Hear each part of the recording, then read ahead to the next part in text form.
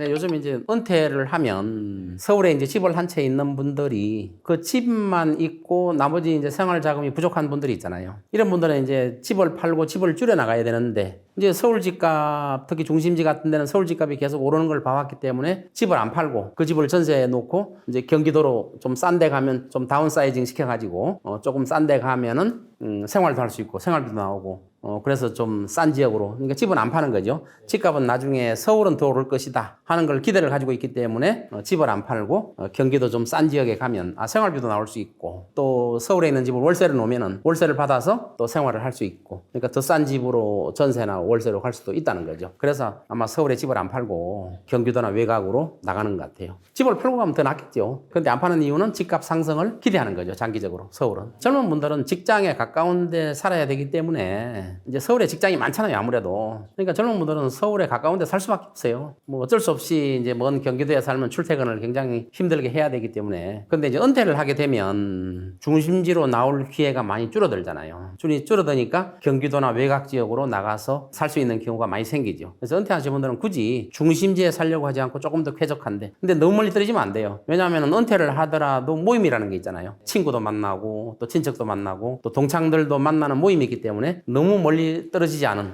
그런 데서 자리를 잡으려는 경향이 강하죠. 은퇴자들. 그거는 이제 서울의 집값이 너무 비싸기 때문에 나타나는 현상이라고 저는 보고 있어요. 집값이 싸면은 은퇴하고도 서울에 살겠죠. 너무 북적북적한 것도 있지만 집값이 비싸서 나가는 경향이 훨씬 더 많죠.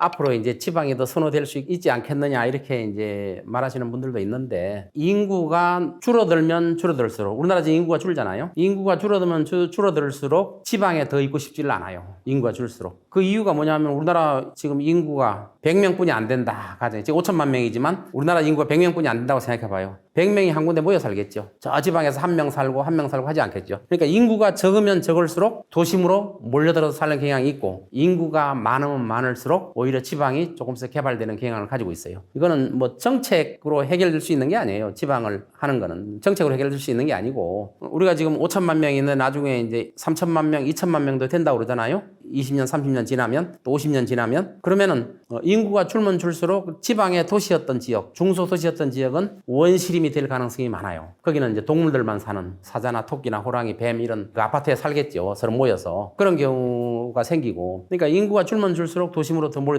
사는 거예요. 사람은 모여 살게 되어 있기 때문에 나중에 우리나라 인구가 반이 된다. 그러면 지방에 소매라는 도시가 훨씬 더 많아질 거예요. 거기는 다 원시림이 돼버려요. 사람이 안 사는. 예를 들어 거기서 한 100가구 살던 데서 50가구 살면 나머지 50가구도 살기 싫잖아요. 점점 떠나요. 10가구 남았잖아요. 무서워서 못 살아요. 그럼 10가구도 떠나고. 그러면 인구가 줄면 줄수록 지방의 중소도시는 원시림이 자연 상태로 돌아가는 경우가 굉장히 많아요. 사람이 못 사는 상태로. 근데 인구가 늘면 늘수록 지방이 개발될 소지는 가지고 있는 거죠. 인프라를 형성하면 돼요. 인프라. 이제 미국 같은 데는 땅이 워낙 넓어서 그렇지만 각 주별로 핵심적인 도시들이 있잖아요. 근데 우리나라는 지금 땅은 좁지만 핵심적인 도시들이 아직 없어요. 왜냐하면 서울이 모든 정치, 경제, 문화, 사회, 교육의 중심지예요. 이거를 이전하지 않고는 서울의 집중 현상을 막을 수가 없어요. 그리고 어느 누구도 지금 뭐 행정부를 세종시로 옮겼잖아요. 옮겨놨더니 처음에는 세종시가 떴잖아요. 근데 대부분 출퇴근을 한단 말이에요. 금요일 날 퇴근해서 월요일 날 새벽에 출근하고 이런 현상들이 생기는 거예요. 그러니까 세종시가 처음에는 막 집값도 엄청 오르고 뜨다가 결국은 모든 인프라가 서울에 있으니까 교육도 서울에서 시켜야 되지, 정치, 경제, 사회, 모든 문화 이런 것들이 서울에 있기 때문에 이제 점점 출퇴근을 하게 되니까 세종시 집값이 막 반값 이하로 떨어져 버리잖아요. 지금 세종시가 소멸되어 가고 있는 그런 상태가 돼버리잖아요. 뭐 소멸까지는 안 가겠지만 집값이 뭐 반값 이하로 떨어져 버렸잖아요. 지금 아파트 값이 세종시가. 그 이유가 인프라가 같이 형성 안 되는 거예요. 만일에 세종시가 교육을 시키기 좋은 지역이다 그러면 젊은 공무원들이 내려가서 거기서 교육시키겠죠. 근데 서울에서 교육 다 시킬 수밖에 없잖아요. 지금 인프라가 서울에 형성되어 있기 때문에. 그러다 보니까 제가 아는 대부분의 공무원들이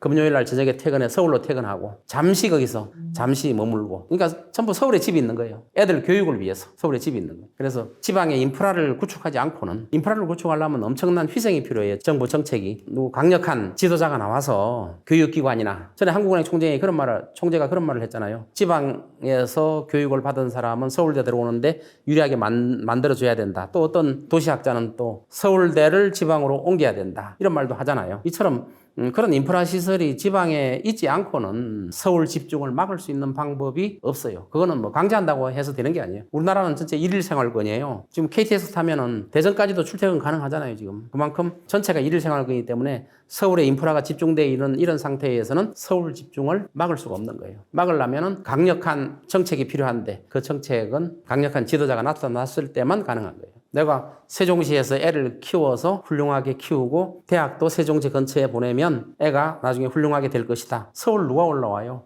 아무도 안 올라오잖아요. 근데 지금은 세종시에서 애를 키우고 하다 보니까 결국은 서울로 와야 되고 서울에 학원을 다녀야 되고 뭐 대치동 학원을 다녀야 되고 그래야 또 좋은 대학을 가고 이러니까 서울로 올라올 수밖에 없는 거예요. 인프라가 안 돼 있어 그래요. 은퇴한 분들은 이제 직장이 필요 없잖아요. 직장도 필요 없고 은퇴한 사람들은 필요한 게 교육도 필요 없잖아요. 애들도 없고 교육도 필요 없고 그러니까 병원이잖아요. 병원 인프라만 있으면 좀 외곽으로 좀 떨어져도 괜찮을 수 있죠. 정착하는 건 굉장히 중요하죠. 우리가 고향이라는 게 있잖아요. 어디 정착해서 10년, 20년 살면 그게 고향이 되는 거예요. 거기를 떠나기 싫죠. 그래서 한 군데를 정착하려는 경향이 굉장히 강해요. 이걸 이제 귀소 본능이라고 그러고 우리가 과거 태어나서 오랫동안 살던 고향에 항상 가고 싶은 생각이 생기고 생각이 나잖아요. 그것처럼 한 군데 정착해서 사람은 살고 싶어 해요. 정착해서 못 살기 때문에 자꾸 옮겨 다니는 거예요. 여기서 살다 보니까 불편하다 뭐가. 뭐 교육도 불편하고 또 친구들 만나러 가기도 불편하고 불편하니까 자꾸 옮겨 다니는 거예요. 사람은 누구나 다 정착하고 싶어 해요. 근데 젊었을 때 정착하고 싶은 데는 어디예요? 서울. 직장도 가깝고 모든 게 다 가깝잖아요. 내가 학교도 여기서 다녔고 모든 게 가깝기 때문에 서울에 있고 싶잖아요. 근데 너무 비싸니까 지방으로 멀리 가는 거고 정착을 한 군데 못 하는 거예요. 정착을 하려면 정착을 했을 때 그 정착지가 불편함이 없어야 돼요. 근데 서울에서 멀리 떨어지면 불편해지잖아요. 그럼 돈 벌면 점점 안으로 들어올리는 경향이 굉장히 강해요. 그리고 이제 우리가 이제 부동산 값, 도시 이론에 보면은 부동산 값은 도시 중심지가 있을 때 부동산 값이 떨어지면 외곽부터 떨어져요. 부동산 가격의 사이클을 그리면 이렇게 돼 있어요. 가격이. 중심지가 제일 높고 부동산 가격이 떨어지면 외곽부터 떨어져요. 오르면 어디서부터 올라요? 중심지부터 올라요. 부동산이 오르면. 그러니까 외곽 지역은 부동산이 중심지부터 오르다가 경기가 또 사이클이 안 좋아지면 외곽 지역은 오르지도 않은 상태에서 또 떨어져요. 이게 도시 이론이거든요. 이게 도시의 지가 곡선이거든요. 곡선. 떨어질 때는 어디서부터? 중심지는 제일 나중에 떨어져요. 지금 외곽부터 떨어져요. 가뜩이나 집값이 안 올라오는데 경기가 안 좋아졌다. 그럼 제일 먼저 떨어져요.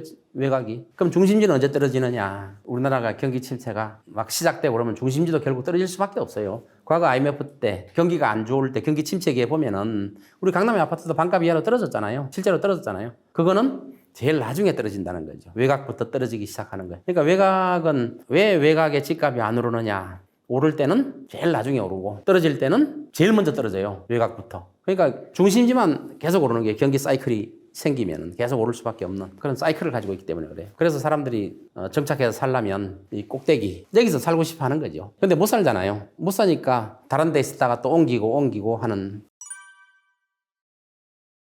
저도 요즘 하숙집이 새로 뜬다 이런 기사를 보고 실제로 확인해 보니까 또 하숙집이 많이 생기더라고요. 저도 옛날에 하숙을 한 적이 있지만 하숙이 엄청 편해요. 일단 싸요. 다른 데보다 싸고 또 밥을 주잖아요. 밥을 주고 하숙이 굉장히 편해요. 요새 이제 하숙집이 거의 없어졌거든요. 대학가에도 거의 없어졌어요. 대부분 원룸에서 살지 하숙을 안 하거든요. 근데 지금 요새 하숙집이 좀 뜨는 이유는 결국은 경제적인 이유가 가장 크다고 봐요. 일단 원룸 하나 하는 것보다도 하숙집이 더 싸고 또 밖에 뭘 하나 사 먹으려면 지금 물가 많이 올랐잖아요. 음식값이 굉장히 비싸잖아요. 그러니까 이제 하숙집에서는 저렴하게 집밥을 먹을 수 있고 주기적으로 하여튼 밖에서 원룸이나 이런 데 있는 것보다 훨씬 더 싸요. 그리고 또 뜨는 이유 중에 하나가 어울려 살 수 있잖아요. 원룸이나 이런 데 살면은 고립돼 있는 반면에 또 어울려 살 수 있고 또 여성분 같은 경우는 혼자 사는 경우 범죄도 있잖아요. 또 전세금을 떼이는 경우도 생기잖아요. 보증금 떼이는 경우도. 근데 하숙집은 그런 게 없잖아요. 하숙집은 보증금이 뭐 거의 없거나 뭐 조금 받거나 뭐 옛날 제가 할 때 보니까 안 받더라고요. 보증금을. 그래서 뭐 전세금이나 보증금 떼일 염려도 없고 또 원룸 같은 경우는 범죄가 뭐 가끔 나타나잖아요. 뭐 집을 침입해서 여성 혼자 있는 집에 침입해서 범죄를 일으키는 경우도 있잖아요. 근데 하숙집은 여러 명 어울려 사니까 그런 거 없어지고 또 다양한 사람들하고 서로 대화도 할 수 있고 집에서 밥도 같이 먹고 이런 공동생활을 할 수 있는 그런 편리함 때문에 아마 하숙집이 조금씩 인기를 끄는 것 같아요. 학생들한테도 끌고. 예, 하숙집 요새 뭐 대학생만 이용하는 게 아니고 보니까 중장년층들도 주로 이용하는 것 같아요. 중장년층도 굉장히 편리하죠. 요즘은 하숙집이 깨끗해요. 뭐 인터넷 와이파이도 되지 또 화장실도 각자 이용할 수 있게 만들어 놓지 또 공동으로 또 거실을 이용할 수 있고 또 주방도 이용할 수 있지. 그러니까 무엇보다도 중요한 거는 싸다는 거죠. 싸고 편리하고 밥 주고 그래서 중장년층들, 특히 싱글인 중장년층들이나 아니면 지방에서 부부가 좀 잠깐 떨어져 있는 경우에 하숙을 하는 경우, 이런 경우들이 좀 많이 생기는데, 하숙이 굉장히 편리한 게 고립되어 있는 오피스텔이나 원룸보다는 하숙이 굉장히 편리하고 대화도 할 수 있고 또 밥도 먹을 수 있고, 아마 그게